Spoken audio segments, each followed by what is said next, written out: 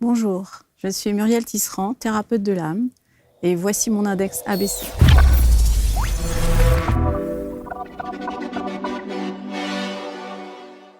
Vous êtes-vous déjà demandé si le tarot était bien plus qu'un simple jeu de cartes ? Rejoignez-nous pour un webinaire exclusif avec Moreno Fazzari, tarologue de renom, formé par Jodorowsky, qui vous révélera comment le tarot peut devenir un miroir de votre âme et transformer votre vie. Découvrez les secrets de votre inconscient, apprenez à lire les cartes sombres, comme la mort ou le diable, et participez à un atelier pratique en direct. Inscrivez-vous maintenant.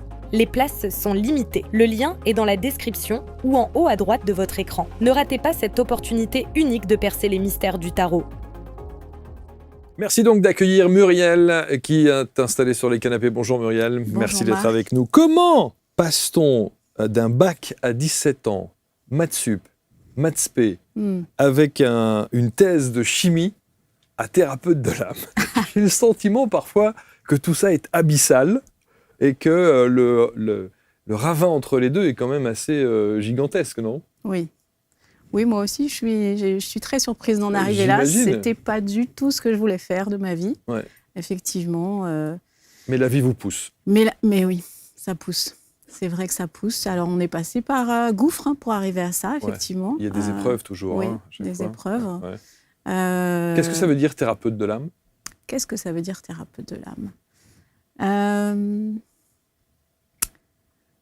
Thérapeute de l'âme, ça veut dire que moi, j'ai suivi un chemin de guérison, le chemin de ma guérison. Et j'ai découvert ce qu'était l'âme, en tout cas pour moi. Et aujourd'hui, après toutes les expériences que j'ai vécues, après toutes les formations que j'ai faites, j'ai envie d'accompagner les personnes à ressentir leur âme. Et à trouver... je dirais, la part la plus belle d'eux-mêmes, la part divine d'eux-mêmes. Ressentir son âme, c'est sans doute, je trouve, dans ce domaine de la spiritualité, dont on parle très régulièrement ici, la notion la plus abstraite de la spiritualité. C'est vrai. Parler à son âme, ressentir son âme, être aligné avec son âme, ce sont des choses qu'on entend régulièrement, évidemment ici en particulier. Oui.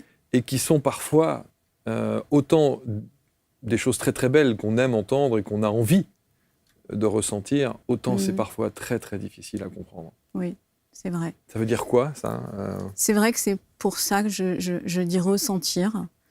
Parce qu'il y a des moments dans la vie où on ressent qu'on est à la juste place, au bon moment, où on est pleinement présent à ce qui se passe à l'instant, et puis aussi à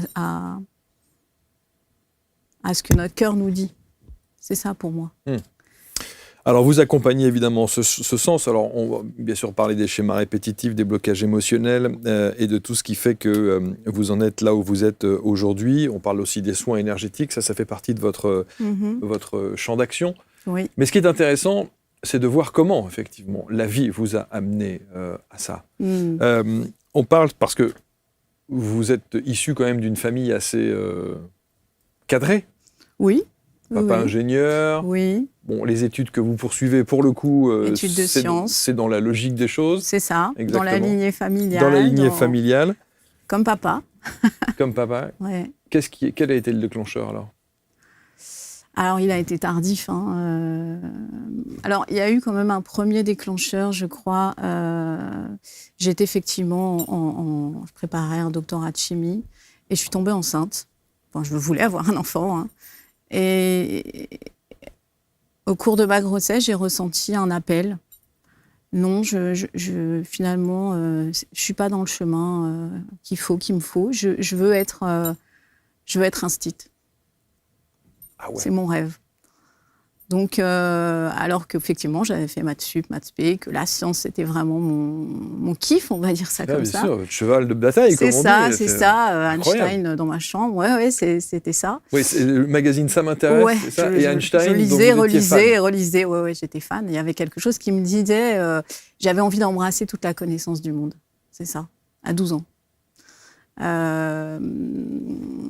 Et donc, enceinte, avant 3 ans de ma première fille, je dis, ah non, en fait, je vais être instite. Je vais être instite. J'ai toujours aimé l'école, j'ai toujours aimé apprendre.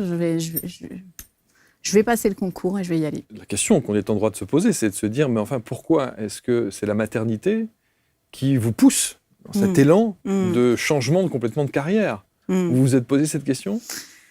Quel est le rapport, en fait? Je crois qu'à l'époque, je ne me suis pas posé la question. Okay. J'ai suivi une intuition, un appel. Alors, on va dire, je dirais moins un appel de mon âme, mais à l'époque, je ne savais pas. Mais j'ai suivi ça et donc j'ai foncé. Aujourd'hui, je comprends. Je comprends tout ce que la maternité, les enfants... L'enfance a été quand même un fil conducteur dans ma vie, dans mes différents métiers. Et je comprends aujourd'hui.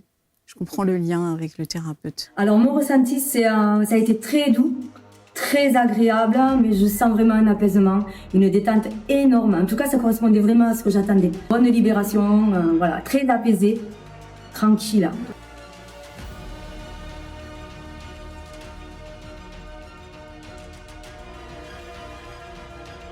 J'ai trouvé ça assez perturbant de devoir se retrouver soi et de mettre des mots sur ce qu'on ressent, parce qu'en général, on n'a pas tendance à le conscientiser vraiment.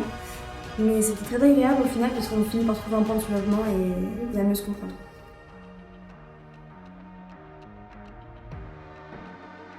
J'avais pas d'attente particulière, je faisais confiance à l'équipe, mais c'est vrai que j'ai ressenti par palier le stress descendre, et à tel point qu'à la fin, j'arrivais plus à me rappeler pourquoi j'étais stressée. Mais du coup, lorsque vous prenez cette décision de changer et de prendre ce virage à 180 degrés, c'est un changement radical de vie. Oui. Oui, c'est un changement radical et en même temps, c'était tellement... C'est évident. Sauf que entre le métier d'institutrice et la spiritualité, il y a encore un monde. Ah oui, encore un monde. Oui. Il y a 17 ans dans l'éducation nationale, à être avec des enfants, de la maternelle au primaire. Et là, vous êtes heureuse ? Et là, je suis bien, ouais, j'aime beaucoup, je suis passionnée, je travaille beaucoup, il y a beaucoup de mouvements dans ce que je propose aux enfants, envie de leur apporter de la joie à apprendre, la liberté d'être aussi, toucher à tous les domaines de l'intelligence, des intelligences. Ça, c'est mon truc. Et puis, au bout de 17 ans, il y a quelque chose dans la demande de l'éducation nationale qui ne me convient plus. Cette demande normative, cette demande d'évaluation permanente et pas laisser le temps aux enfants de grandir, d'être différents, s'épanouir pleinement. Voilà, il y a quelque chose qui me gêne et je rencontre un enfant qui vit une situation très difficile avec ses parents séparés, en conflit. Et j'ai la sensation que ma place, à ce moment-là, c'est d'accueillir des parents. Plus les enfants, mais les parents. Pour aller un peu à la source. C'est-à-dire qu'en accompagnant les parents, vous pensez pouvoir influencer les enfants. Oui, aider les enfants à apprendre. Ouais. Oui, c'est ce que je crois. Et une situation se présente à mon école et je joue ce rôle de médiatrice familiale. Sans être légitime à le faire, hors cadre. Mais, et ça m'a poussée vers la médiation familiale. Donc j'ai quitté l'éducation nationale et j'ai fait une formation de médiatrice familiale. Médiation, régulation de conflits, travail sur la relation... tout ça en systémique.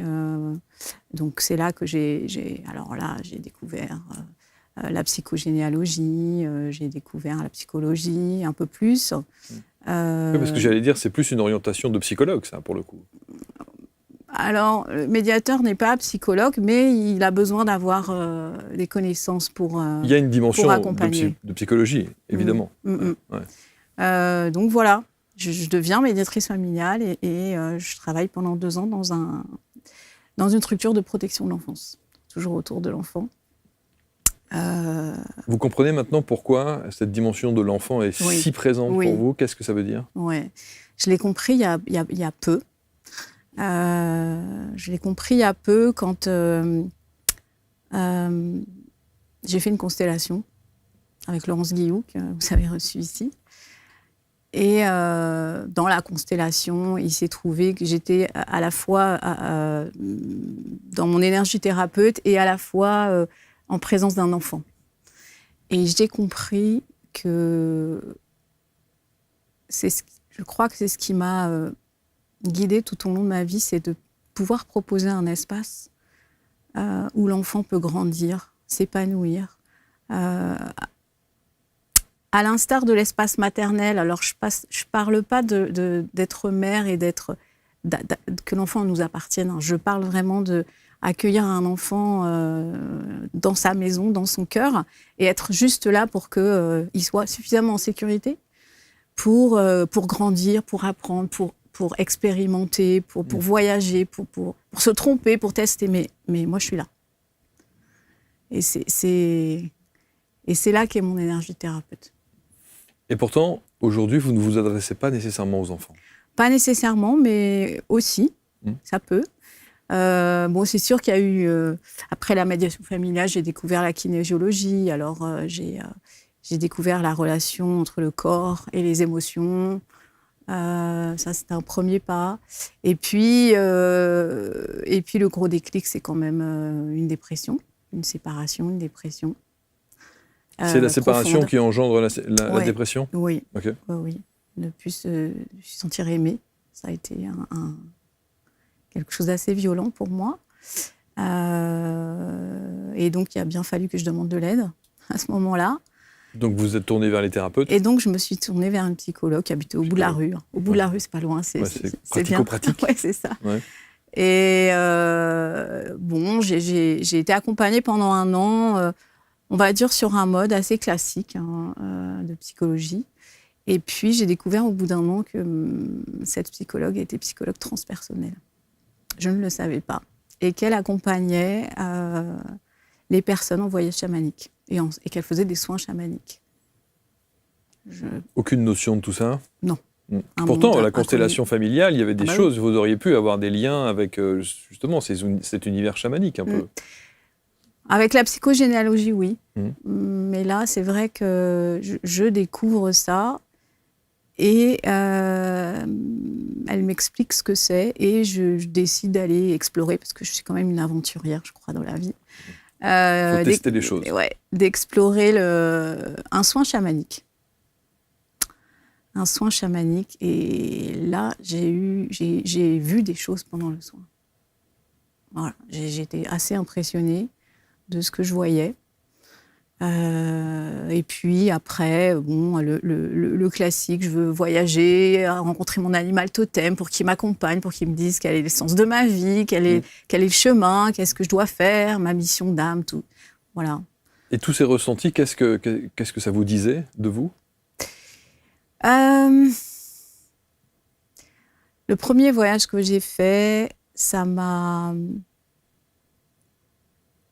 disait pas encore des choses de moi, mais c'est comme si j'allais ouvrir la porte de qui je suis. Qui je suis. Donc, j'ai eu beaucoup de messages. Que j'essayais de traduire, d'aller chercher la symbolique, l'explication. Et je trouvais ça passionnant. Et tout avait un sens ? Alors, le sens, des choses avaient un sens, mais c'est vrai que en pratiquant de plus en plus des voyages chamaniques et en voyageant dans les mondes, j'ai appris qu'il pouvait y avoir un sens, un premier sens, et puis, quelques temps plus tard, un autre sens. Il y a plusieurs dimensions dans ce qu'on voit, dans ce qu'on reçoit, dans les messages qu'on reçoit. Ça nous parle à un instant, et puis 6 mois plus tard, 1 an plus tard, ça peut dire autre chose. Et ça, c'est la vie en mouvement. Voilà. Du coup, les constellations font partie des pratiques que vous abordez, parce que vous êtes donc formée à ça ? Alors, formée aux constellations chamaniques. Quelle différence y a-t-il entre, alors, évidemment, les constellations familiales classiques dont on parle beaucoup, et une constellation chamanique ? Est-ce qu'il y a quelle différence y a-t-il ? Dans la constellation chamanique, on est connecté à plus grand que nous. C'est de la canalisation. On n'est pas dans l'analyse. Bert Hellinger, qui a créé les constellations familiales, c'était un psychanalyste. On n'est pas dans l'analyse, on est dans canaliser. et on est en présence de plus grand que soi. Une canalisation, c'est de la médiumnité ? Ce que vous ressentez, ce que vous percevez, les messages que vous avez du mal avec la médiumnité. Ça, c'est la scientifique qui, de temps en temps, vous devez avoir des petits relents de scientifique qui a du mal à s'admettre ça ? Disons que c'est un terme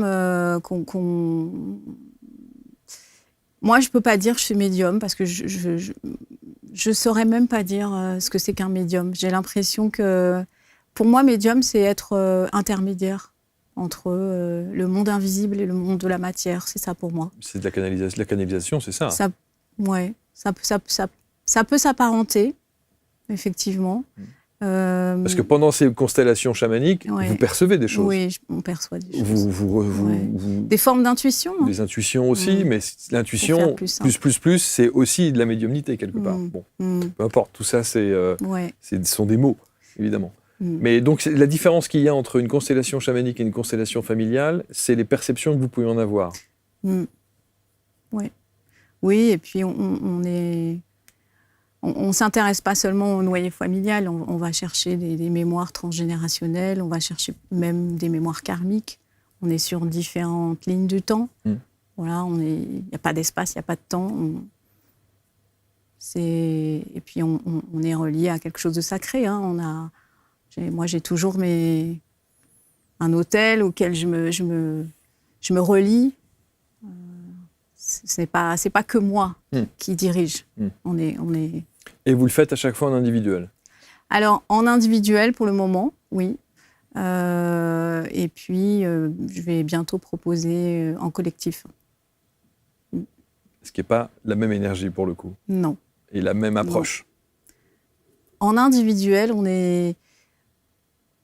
c'est quand même un peu le même mode de fonctionnement. Mais effectivement, on est simplement avec la personne, mais j'utilise des cartes, j'utilise des objets, des supports. Finalement, l'énergie qu'on induit dans les représentants en constellation chamanique, on les induit dans des objets, dans des peluches, dans des cartes. Voilà. J'ai même vu, je crois qu'il y a des gens qui prenaient des petites figurines aussi pour permettre justement ce jeu de rôle. Oui, c'est ça.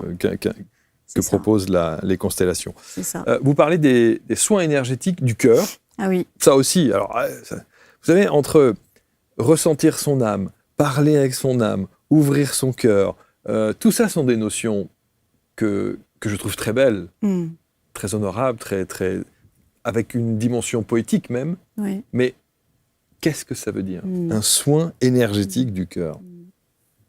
Ça veut dire quoi? C'est l'intention que vous portez au soin? Alors, le soin du cœur, c'est un soin qu'on m'a montré quand j'ai fait un voyage chamanique. Et mon guide m'a montré, je voyais une image de ce que je devais faire. Et je voyais un cœur. En fait, je me voyais poser les mains sur les yeux des personnes. Et je voyais leur cœur avec comme une coupure du sang, une coupure, une blessure. Et que je soignais, je réparais comme ça. Et je me souviens, ce voyage, je l'ai fait avec ma thérapeute, justement. Et je lui ai dit, ok, je vais devenir thérapeute, je vais soigner les blessures, guérir, réparer, et voilà, accompagner les personnes dans leurs blessures émotionnelles, c'est symbolique. Et ma thérapeute, qui était donc psychologue transpersonnelle, me dit, non, je crois que c'est exactement ce que tu dois faire. Exactement ce que je dois faire, c'est-à-dire, je ne vais pas mettre mes mains sur les yeux des personnes, c'est complètement délirant. Alors, la scientifique derrière... Qui cherche le côté très rationnel. Je ne vois pas du tout. Ouais. Et donc, j'ai mis ça de côté. Elle me dit, mais si, tu devrais essayer. Donc, j'ai mis ça de côté pendant quelques mois quand même. Et puis, je racontais ça à des amis. Et des amis m'ont proposé d'essayer. Je lui ai dit, écoute, on va faire ça, mais je ne vois pas vraiment ce qui peut se passer. Et donc, j'ai commencé, en fait, à expérimenter ce qu'on m'avait montré. J'avais pas de théorie, j'avais pas de base, je comprenais pas de quoi il s'agissait. J'avais peu de lien avec l'énergie à ce moment-là. Et j'ai essayé. Donc Et sur le principe de de mettre les mains sur les yeux, Ouais, que vous touchez les yeux? non. Non, juste Comme au-dessus comme ça. Ouais, Ok. comme ça. Et donc, j'ai fait ça une fois, 2 fois, et je me rendais compte que pendant que je faisais ça, sans forcément d'intention, j'ai des images qui me venaient. Des images, des sensations corporelles, et la personne aussi avait des sensations corporelles. Donc au début, c'était assez simple, hein. Je voyais des formes, des couleurs, et puis au fur et à mesure, j'ai continué à en faire. Je me suis formée en magnétisme, hein, pour avoir quand même on va dire un background, quelque chose. Un support. Oui, parce que... Un peu plus concret. Oui, c'est ça. Et puis j'en ai fait de plus en plus, et de plus en plus, ce que je voyais était plus complexe, je voyais après je pouvais voir des personnages, je pouvais voir des présences, je pouvais voir des situations. Alors, sauf que entre ce que vous percevez à ce moment-là dans cette position des mains, n'en fait pas un soin. Quel est le process derrière qui permet, parce que vous canalisez des choses, vous percevez des choses, vous voyez peut-être aussi de la clairaudience et des choses comme ça, mais quelle est l'action que vous mettez en avant pour que le soin opère? Moi, je suis juste un canal. Hein. Je suis un canal. Donc mon intention, c'est que le soin soit le plus juste pour la personne qui est présente. Alors, la personne donne une intention, évidemment, que j'entends. Et il faut quand même qu'elle soit actrice. Alors, même si dans le soin... Soin, c'est que moi, j'agis. Enfin, j'agis. C'est pas moi, mais à travers moi, quelque chose agit. Dans ce que je vois, il y a des situations comment dire, des situations qui s'éclairent, il y a beaucoup de lumière, il y a des choses qui bougent, qui changent. J'ai pu faire des recouvrements d'âme aussi pendant ces soins. Et ensuite, je partage avec la personne ce que je visualise et ce qui s'est passé. On échange et souvent, il y a des choses qui leur parlent. Et puis, il y a une sensation aussi corporelle, de bien-être, bien sûr. Et après, des choses, dans les semaines qui suivent, il peut y avoir des changements, il peut y avoir des situations où il y a un regain d'énergie, des situations de blocage. Mais ça veut dire que rien que le fait de décrire ce que vous percevez ou vous ressentez, c'est déjà un soin? Et d'en parler ensuite avec la personne, c'est déjà un soin? Dans ce qui se passe, quand j'appose les mains, quand je fais le soin énergétique, il se passe déjà des choses sur le plan subtil. Et après, de donner les informations, je pense que ça peut amener à des prises de conscience. Au-delà du soin énergétique, des prises de conscience, peut-être... oui, c'est ça, je dirais, petite étincelle. Un déclencheur de quelque chose. Oui.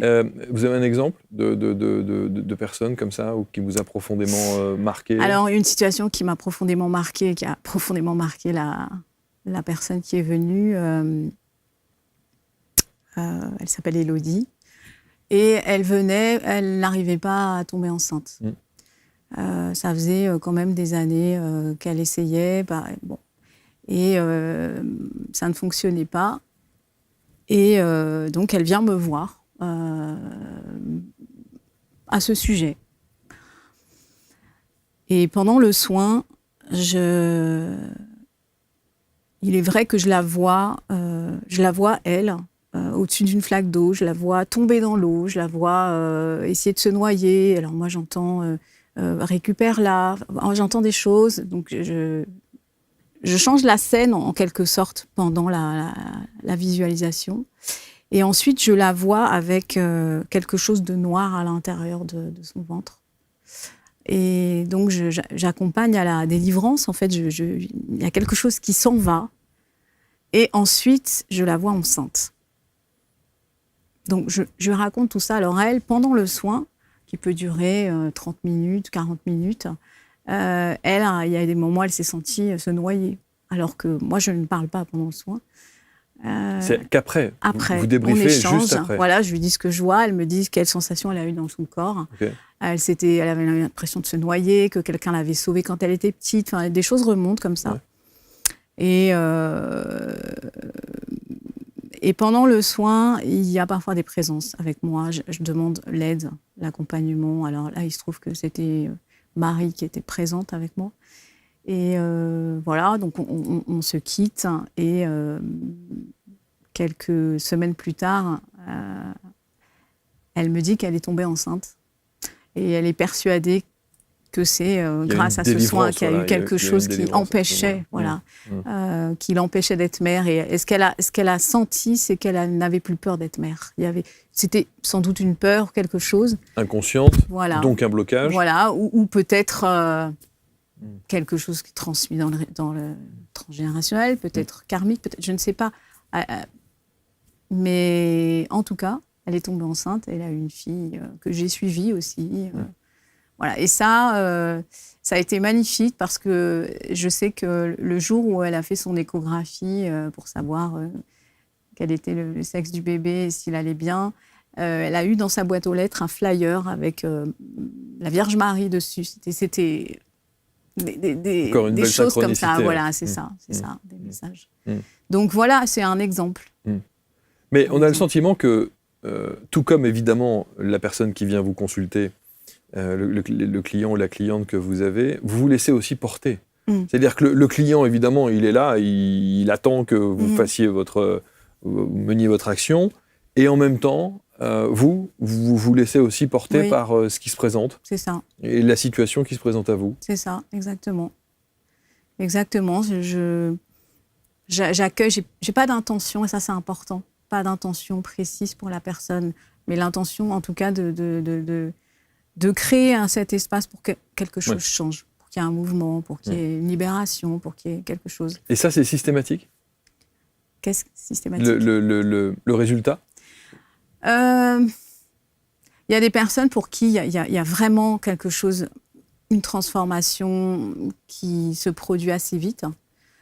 Il y a des personnes, je pense, et ça, je pense que c'est valable pour tous les soins, que ce soit les constellations. Il y a des soins qui sont juste un pas vers. Voilà, on a ouvert, j'ai ouvert quelque chose, ou quelque chose s'est ouvert. Et puis peut-être que le déclic ou la bascule, elle se passera un peu plus tard, comme une préparation. Voilà, c'est pas... Mais il peut y avoir des belles choses, des belles choses. Et vous avez écrit ? Eh ben oui. Parce qu'il faut raconter tout ça. C'était pas mon intention ça au aussi, départ. C'est encore un truc qu'on est allé vous chercher Exactement. En vous disant, dites donc. Exactement. Il faudrait peut-être commencer à écrire quelque chose. Exactement. En fait, à partir du moment où j'ai fait mon premier voyage chamanique, j'ai commencé à tout noter. On m'a dit, prends la plume. Mais c'était il y a 8 ans ou 9 ans. Hein. J'ai commencé à tout écrire. Mes voyages, mes sensations, tout ce que je vivais, tout ce que je découvrais, toutes mes expériences. Et donc, j'avais des carnets à la maison. Et puis, je voulais monter un projet pour des jeunes filles, projet professionnel. Et je devais écrire un petit pitch de ce que je voulais en faire. Et je l'ai fait lire à plusieurs personnes pour savoir ce qu'elles comprenaient, ce qu'elles ressentaient. Et un de mes enseignants, Samuel Stemmer, a lu ce pitch et m'a dit il faut que tu écrives. T'as une plume, écris. J'ai dit mais qu'est-ce que je peux écrire ? Je suis pas écrivain, je suis pas enseignante. Qu'est-ce que je peux écrire ? Il a insisté, écris. Je dis mais je vois pas. Et un jour, j'ai regardé mes carnets, je me suis dit il y a matière. Ah oui, je pourrais en fait raconter parce que le chemin que moi j'ai emprunté, le chemin de ma guérison, tout le monde peut le faire. Tout le monde peut le faire. Et j'ai essayé tellement de choses, j'ai fait plein d'expériences, j'ai testé plein de choses. Et je me dis, mais moi, quand je lis un livre, j'aime tomber sur une phrase qui me dit « Ah oui, bien sûr. Ou ça, ou une lecture, ah ça, je vais y aller. Et ça, c'est l'objet du livre. C'est-à-dire que dans tout ce que je raconte, toutes mes expériences, mes prises de conscience, mes guérisons intérieures, le lecteur, à un moment donné, peut-être se dira « Ah, mais moi, j'ai envie d'aller tester ça. Ça m'appelle. Ah oui, ça. Ah, mais oui. Ok. Eh ben, j'y vais. » Alors avec d'autres thérapeutes ou avec moi, si l'énergie, s'il y a un feeling, s'il y a quelque chose, bien sûr, ça peut être avec moi, mais ça peut être avec... Il y a de multiples chemins. Qui est Annalise? Alors Annalise, c'est la femme ange qui est en moi. Il y a, on va dire, 6 femmes majoritaires en moi. Et il y a une femme ange dans ces 6 femmes que j'ai découvert au fil de mes voyages. Et elle m'a dit s'appeler Annalise. Et j'ai voulu que ce soit cette part de moi qui délivre le message. Voilà. En tout cas, un récit qui trace une odyssée magnifique à la rencontre de mon monde intérieur jusqu'à cet instant d'éternité où j'ai fait l'expérience de Dieu. C'est pour ça que l'énergie mariale est très présente chez vous, hein. Jusqu'à dans les petites figurines qui sont sur la table. Hein. Oui, c'est vrai. Vous voulez les présenter? Non? Disons que... Parce que vous êtes venu avec cette petite... effectivement, une femme qui a le cœur entre les mains. Exactement. Ça, c'est le soin du cœur dont vous parliez tout à l'heure. Ouais. Et puis ça, c'est ma maillotche de tambour chamanique. Hein. Ouais. Avec l'esprit du féminin divin, effectivement. Qu'est-ce que vous aimeriez qu'on retienne de vous, Muriel? Ça, c'est toujours deux questions. Vous avez 2 heures. Qu'est-ce que j'aimerais qu'on retienne de moi? Que je suis présente pour les personnes qui souhaitent faire un chemin vers les parts d'elles-mêmes, vers la pacification des parts, vers la libération des blessures. Je suis présente, je suis là. Et tout ça se fait en présentiel? Bon, du coup, il n'y a pas de... Le soin du cœur peut être à distance. À distance? Ouais. Okay. Je suis présente, je suis là. Et en même temps, j'offre aussi tout ce que j'ai appris pour aller vers d'autres personnes que moi. C'est quand même assez fou, hein. Quand on passe son bac à 17 ans, je redis ce que j'ai dit en introduction, quand on fait ces maths sup, maths spé, quand on a ce cursus universitaire très scientifique, on ne peut pas plus scientifique que ça, et que d'un seul coup, les aléas de la vie vous font bifurquer en vous disant non, c'est pas le bon chemin. Et ce qui est assez dingue, je trouve, à chaque fois dans ces expériences de vie, comme la vôtre, c'est de se dire, je sais ce que vous allez me répondre, mais pourquoi la vie vous incite à prendre ce chemin alors qu'à un moment donné de votre vie, elle va vous faire bifurquer vers l'autre chemin? Pourquoi est-ce qu'on ne va pas directement au chemin essentiel? Vous voyez ce que je veux dire? Vous avez l'âme d'une thérapeute, et la vie aurait peut-être dû vous faire... Mais on va me répondre, et c'est toujours la réponse, c'est que si vous ne vivez pas ces expériences de vie-là en ayant choisi ce premier chemin, vous ne seriez pas celle que vous êtes aujourd'hui et vous n'accompagneriez pas de la même manière. Oui, sans doute. C'est ce qu'on me répond à chaque fois. Disons que j'étais sans doute pas prête. Sans doute. Voilà. Il y a eu des parts de moi à soigner, à unifier des choses qui... Comme tout bon thérapeute. Hein. Voilà, à nettoyer, à prendre un peu de densité de thérapeute avant de pouvoir accompagner. Et puis, c'est vrai que toutes ces expériences sont aussi des ponts pour comprendre la souffrance de l'autre. Les soins énergétiques du cœur, les constellations individuelles, constellations chamaniques évidemment, la canalisation et cette paix intérieure à laquelle on aspire tous, tant qu'à faire. Et l'accompagnement de Muriel Tisserand. On va vous mettre évidemment autour de la vidéo tous les liens pour rentrer en contact avec Muriel.